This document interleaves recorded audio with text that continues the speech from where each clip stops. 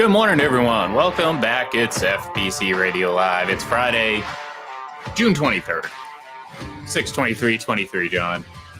I don't know if that has any significant meaning to anyone out there, but it is the end of the week, so that's always nice. We're heading into the weekend. The NBA draft is in the books. You are not one of those people that bet large on the first overall pick in order to win peanuts, right? Explain that again. Maybe I'm old or I'm not understanding the question. Well, both can be true, John. Both can be true. Let me rephrase. Let me say it again. There were some nutbags out there that, given the essentially near certainty of who was going first overall last night in the NBA draft, bet exorbitant amount of money to win like $100. Were you one of them, John? No, because to win $100, you'd probably have to put up like $4 million.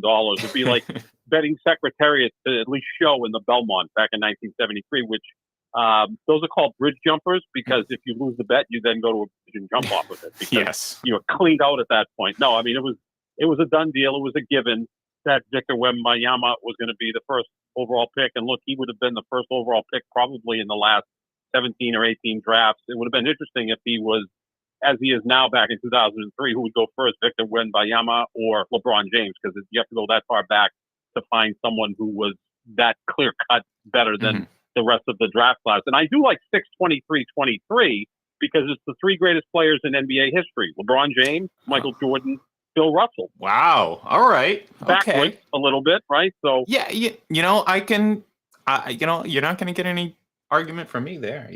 I mean, maybe we disagree in order. I don't know. Maybe.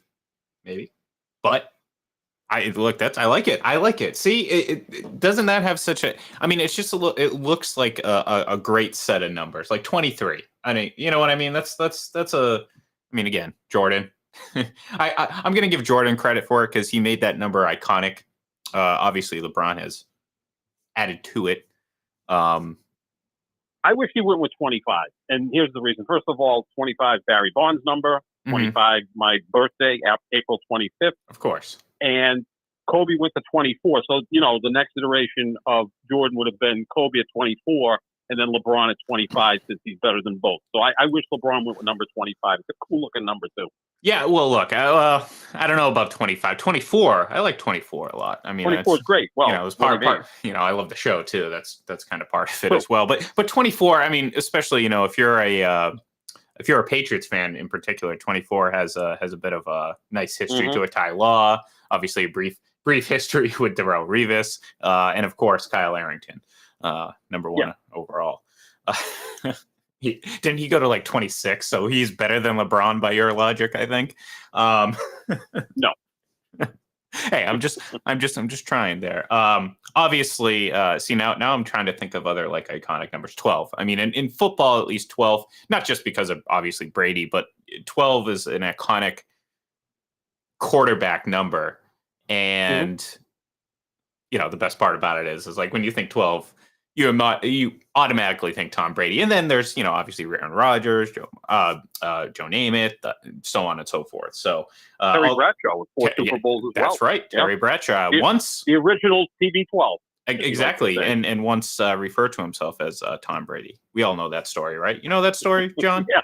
Well, for those who don't, I'm hip enough to remember. But yes, you're hip. Give it to us again. The fact that you used the word "hip" tells me you were alive when this happened. I'm hip. I'm hip.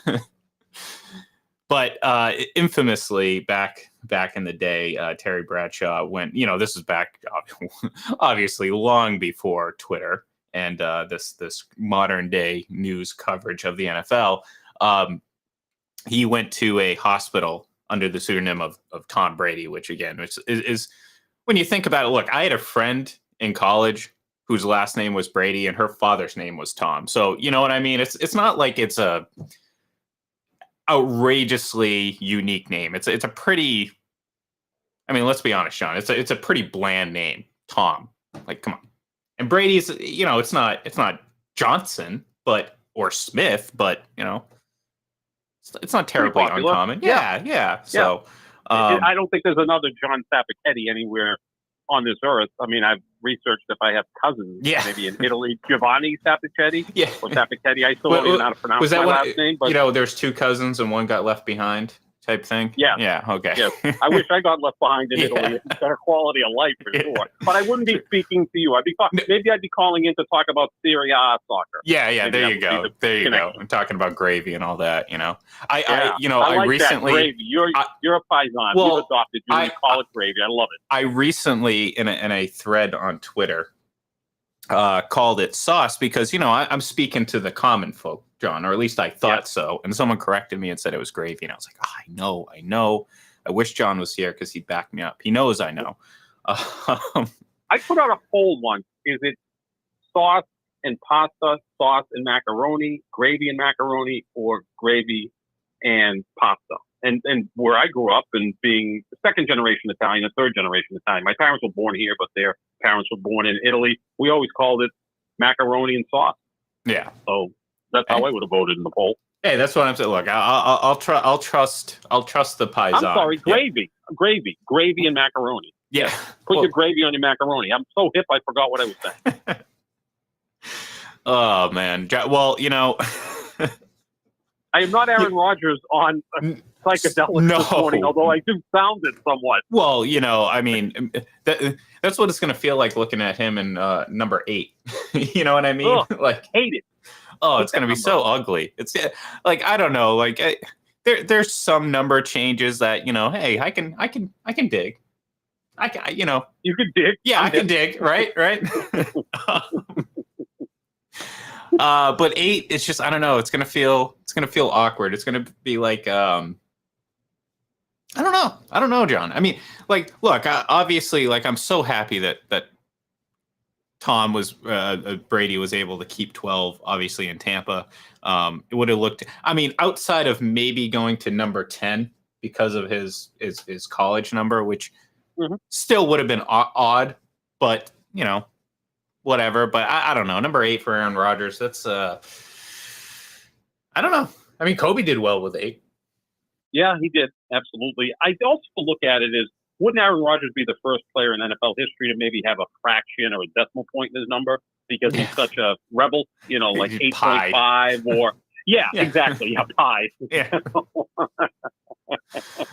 Yeah, or 60.6 or whatever. Just some other number besides a normal number because he's got to be different. And clearly, this is an idea he came up with while hallucinating on whatever substance that he's on. Now, hold on. Had to clear my throat there a little bit. I didn't want to do it over the microphone. That would have been rude. It's like chewing with your mouth open, John, or interrupting someone when they're speaking. Something I do regularly when you were speaking. So that's just my need for attention. But anyways, look, I have no. I guess you could. I always say I'm very. I have conservative views. I have liberal views. I also have very libertarian views too. And I feel like, hey, look, if you want to go and take psychedelics, more power to you. You know what I mean? I don't think necessarily, you know what I mean? In the privacy of your home, you could do whatever the hell you want. You know what I mean? I couldn't care less. So for that, I'm like, okay, whatever, Aaron Rodgers. I'm just, it's just, it's funny. It's just funny to see him. No, I mean, I'm not surprised because we've always kind of talked about him being, jokingly like, it's just kind of an oddball or whatever. But I don't know. I don't know how psychedelics necessarily going to help him. Like, look, the TB12 method made sense, John. Elasticity, make your muscles looser, eat clean, make sure your body doesn't get inflamed, yada, yada, yada, all that stuff.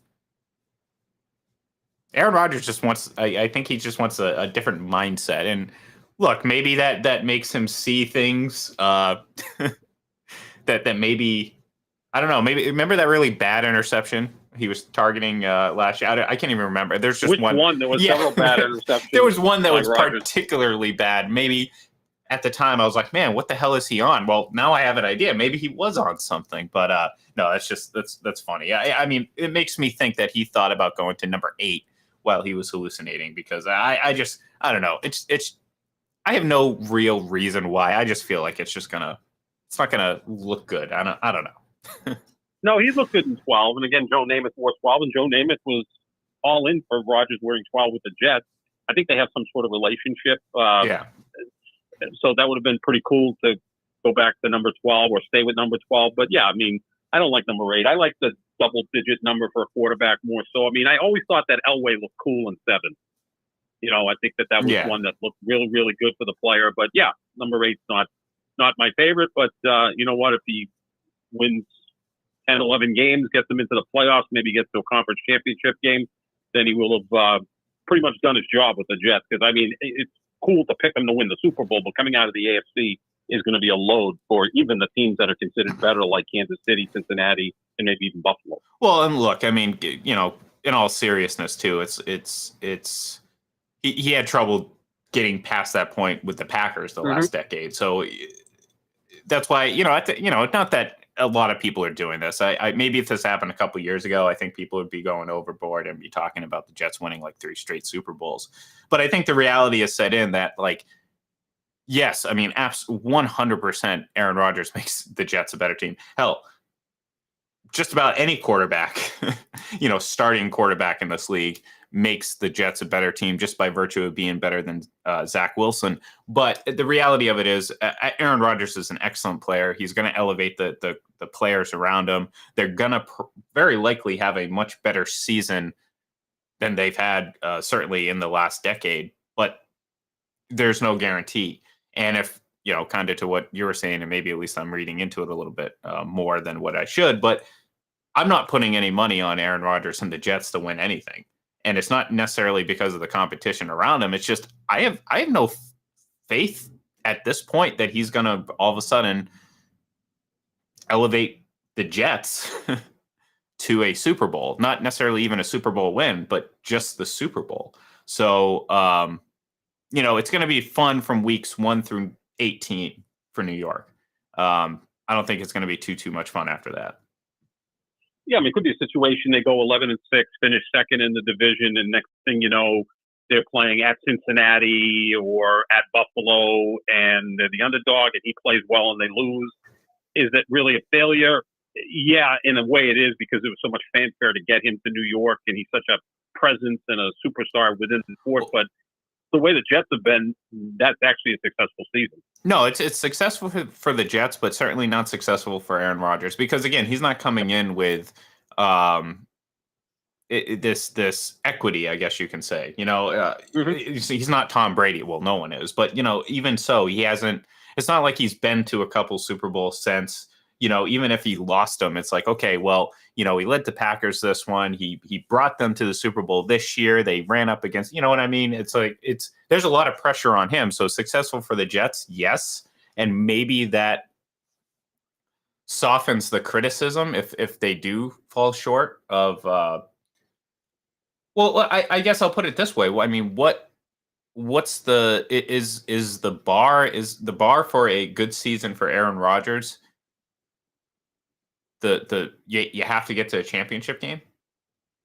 I would say at least the divisional round, but in context, you also have to see how he plays. I mean, if he's an MVP candidate and they get to the divisional round, like I say, lose to whoever, Kansas City, Cincinnati, on the road in a tough game, then, you lost to a better team. And in that case, you may have lost to a better quarterback in Patrick Mahomes or Joe Burrow.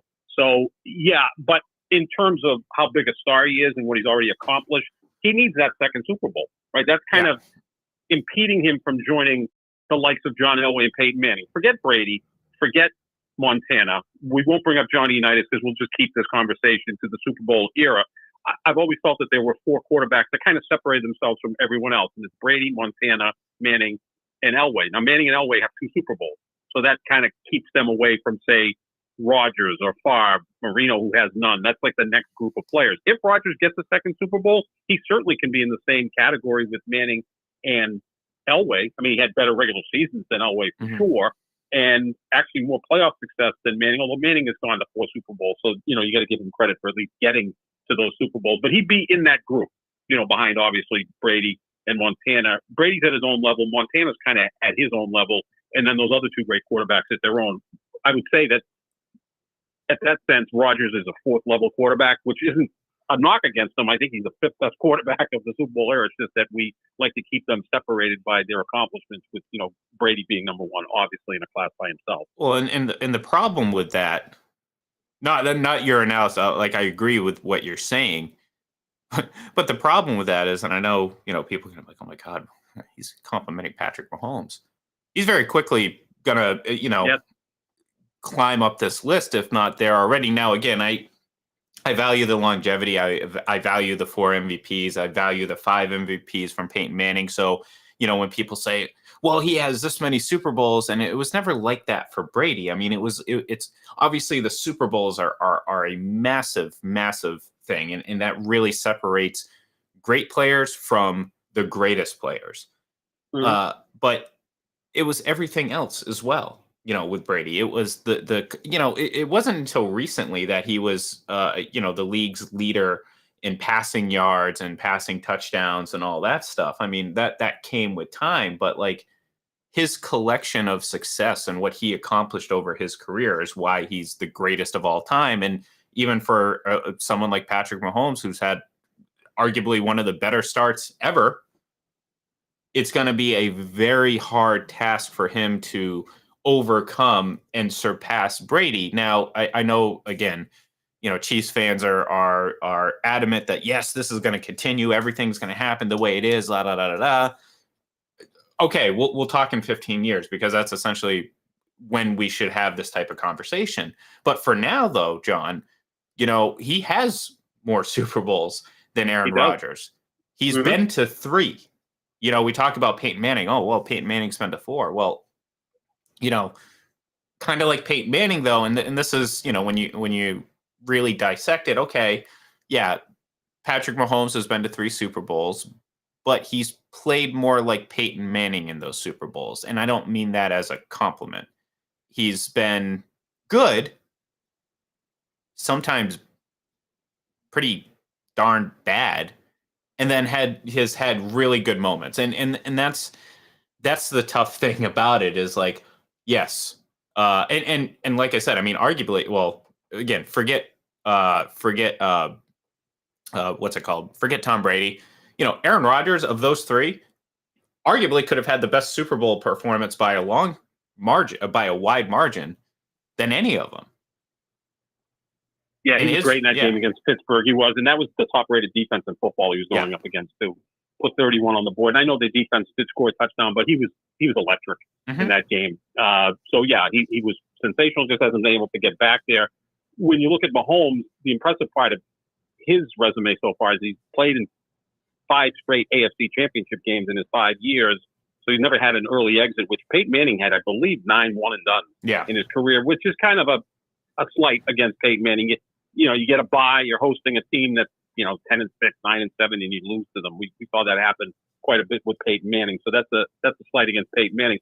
But in terms of Mahomes, 5 straight AFC Championship games. The 2 he lost in overtime. So it's not like he's been blown out in any of those games. The only blowout that he's had in his playoff career was losing to Tampa in the Super Bowl. He was awful that day. Brady was perfect.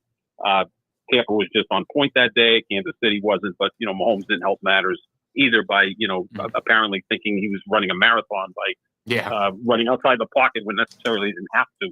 But yeah, no, you've got to put him up there as well. I mean, he probably already is in that category with Rodgers, Favre, Marino, and they're all like uber talented guys. But he may even be the top of that at this point because he does have the 2 Super Bowl wins. That counts for something. Now we got to see how he plays out even the next 5 years to really get a real strong hold of what he's all about. But so far, so good for Patrick Mahomes. Well, and like that's the thing. If this is what his resume ultimately is going to be, with obviously several more years of just playing, then it's a really good career. But if you think of it that way, though, it's not like it's a guarantee that you would consider him better than Peyton Manning. You know what I'm saying? Like right now, it's like, wow, it seems impossible that he's not going to, keep doing what he's doing. But look, if he ends his career with 3 Super Bowl appearances, 2 Super Bowl wins, 2 MVPs, and he plays 10 to 15 or 12 to 15 years, well, guess what? Yeah, he's an unbelievably great quarterback, probably going to go down in the top 10. But all of a sudden it doesn't seem as much of a sure thing right now as it is. You know what I mean? Like, it's like right now, it's like, well, like you brought up, Peyton Manning 9-1 and dones. Well, yeah. Again, Peyton Manning, and I'm not that he had a bad situation, but he certainly did not come into a perfect situation. And I'm not saying that no one's had a better, but I mean, the Chiefs were a very short of the Super Bowls, obviously. Were very successful in the years leading up to his arrival. Now, Patrick Mahomes took them to the next level with Andy Reid, with all these other talented players around him. There's no doubt about it. But, this wasn't the Colts with the number 1 overall pick. You know what I mean? This wasn't this wasn't the Patriots who were 5-11 the first year that Brady was drafted, in which he obviously didn't play. In a team that, you can vouch for this, that at a certain point may have been souring on Bill Belichick pretty early, and all of a sudden, boom, they win the Super Bowl. Brady's in there. Next thing you know, 6 and all that, and the whole history. So yeah, I mean, like right now, obviously, like the importance for Aaron Rodgers, the significance, not only to delay, maybe just to delay the inevitable, and that may be Patrick Mahomes surpassing him, on all-time lists. Maybe that winning a second Super Bowl only delays that, John. Or, like I just said, maybe it at the end of the day solidifies his place ahead of Mahomes or ahead of these other players, because at the end of the day, maybe Patrick Mahomes only wins 2 Super Bowls, but Aaron Rodgers has 4 MVPs and he has the 2 Super Bowls, and so on and so forth. So it's fascinating how kind of the implications, I guess. And you go and you win if you go and win a Super Bowl with the Jets, I mean, it's doing something pretty good, I would say. Yeah, that's almost like going to the Lions and winning a Super Bowl, right? I mean, at least the Jets do have or the Super Buccaneers, the losingest franchise in the history of sports. Yeah, not the NFL. And that, North American sports. Yeah, they were pretty bad. They were almost like the Washington Wizards, who've been irrelevant since 1979 and look like they'll be irrelevant for several more years. But yeah, in terms of Mahomes, it's such a phenomenal start to this.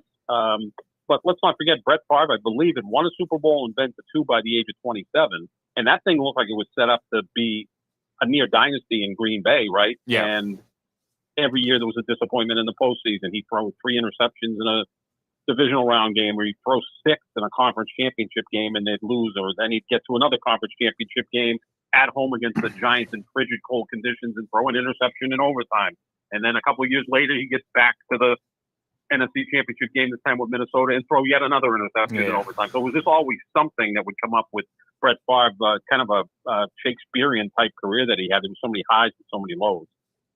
Man, that 07 Patriots team would have obliterated Minnesota. Oh my God. Oh, Green Bay. They would have faced Green Bay. I mean, Green Bay. I'm sorry, I think so too, yeah. Because I think it would have been just I don't know. Favre, he would have turned the ball over like 3 times. Yeah, it wouldn't have been that close. And that brings a tear to my eye because, like I said, the Giants won that game because of just the outrageously incredible defensive line that they had, and just everything that and the Packers just weren't that, and certainly weren't. I'm not saying that. Brett Favre was a better quarterback than Eli Manning, but he was also a far more mistake prone. Like, you know what I mean? Like, Eli played fairly conservatively, and it worked for what they were doing. Brett Favre would have made several mistakes in that, and sadly, that didn't happen. But anyways, so we came into this show today planning on talking about the NBA draft, all that stuff, but ended up getting off on a tangent about numbers, which actually spurred a pretty good quarterback conversation. So I am going to bring it back just a little bit, John, because we'll save some NBA draft talk for later, because we kind of mentioned it earlier, but I do want to talk to you about Chris Paul going to Golden State, because that was something I actually didn't see until about like an hour after I woke up this morning. All of a sudden I was like, oh, okay, apparently Chris Paul is going to the Golden State Warriors. And I happen to be listening to some of the analysis of the move, and kind of the point was brought up that how does Chris Paul necessarily fit with this Golden State Warriors team that does a lot of good things off the ball, and Chris Paul really isn't that player. So I know that kind of sounded like a rhetorical question / statement, but I'm actually asking you the question, John. How can he fit in all of this? It is going to be interesting to see because he's always been a ball dominant point guard. He's the quarterback of the offense. He sets up his shooters. He's fantastic at that. One of the best that's ever played. Whereas with Golden State, you have a lot of ball movement, like you said. There's screens. There's a lot of catch and shoot. No one really dominates the ball. Steph Curry gets rid of it to Draymond Green. He'll come around, get the pass from Draymond Green off a screen. Klay Thompson gets open off a screen. Their offense is frenetic. And with Chris Paul, he's going to kind of control the pace of the play and the game. And it's going to be interesting to see what happens, unless they're going to maybe bring him off the bench, which I don't know if that's something that a 38-year-old future Hall of Famer is going to accept. But, maybe you split some time with him and Steph Curry in terms of load management, so they're not on the court all the time together, except maybe at the end of games, you could have Chris Paul, Klay Thompson with Steph Curry, Draymond Green, and Andrew Wiggins. That's if Draymond Green signs with Golden State. You go with a smaller lineup, but a really highly skilled lineup as well. So I just think that they're going to have to play this out. It's going to have to be Chris Paul that adjusts to a different type of offense than he's ever run before. Although he was able to play off the ball in Houston when James Harden was his point guard. So, we'll see if he can adapt a little bit to that. Although James Harden and Golden State are two totally different things, but his roles may have to flip. Yeah, and like kind of like what you said, I mean, at this point in his career, is he going to change? Now, the motivation is obviously, well, you can win a championship. And, look, it's not as sure thing, obviously, as it was 3 or 4 years ago. But Golden State, you can never count them out until they're out. You know what I mean? So, okay. Right. Of all the teams that you could go to if you're Chris Paul, what team probably gives you the best chance to win a championship? I'm not saying that they're the best team, but the most battle-tested one, so to speak. Well, sure, it's Golden State.